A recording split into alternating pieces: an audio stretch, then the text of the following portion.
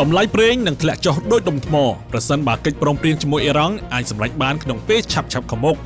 នេះជាការលើកឡើងរបស់លោកដូណាល់ត្រាំបន្ទាប់ពីលោកបានបញ្ជាក់ថាសហរដ្ឋអាមេរិកនិងអ៊ីរ៉ង់ទើបនឹងបានពិភាក្សាគ្នាដើម្បីរកដំណោះស្រាយបញ្ចប់សង្គ្រាមនៅតំបន់មជ្ឈិមបូព៌ាលោកត្រាំបាននិយាយថាជាលទ្ធផលនៃកិច្ចពិភាក្សាលោកបានពន្យាពេលការវាយប្រហារលើរោងចក្រថាមពលអ៊ីរ៉ង់រយៈពេល5ថ្ងៃបន្តទៀត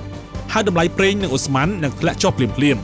យ៉ាងណាមិញជុំវិញរឿងនេះក្រសួងការបរទេសអ៊ីរ៉ង់បានចេញមកបដិសេធហើយនិយាយថាអ៊ីរ៉ង់មិនទាន់មានកិច្ចពិភាក្សាណាមួយជាមួយភាគីអាមេរិកនោះទេយ៉ាងណាក៏ដោយលោកត្រាំបាននិយាយថាប្រសិនបើការពន្យាពេលការវាយប្រហារនេះជួយឲ្យការចរចាដំណើរការទៅរលូននោះបញ្ហានឹងបញ្ចប់ទៅភ្លាមៗតែម្ដងតែបលទ្ធផលផ្ទុយពីនេះគឺអាមេរិកនឹងបន្តទម្លាក់គ្រាប់បែកមិនបន្ធូរដៃនោះឡើយ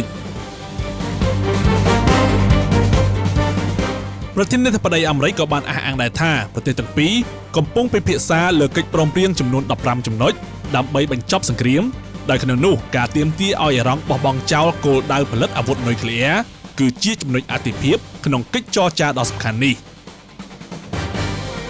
សូមចុច Follow ដើម្បីទទួលបានព័ត៌មានសង្ខេបនិងទាន់ហេតុការណ៍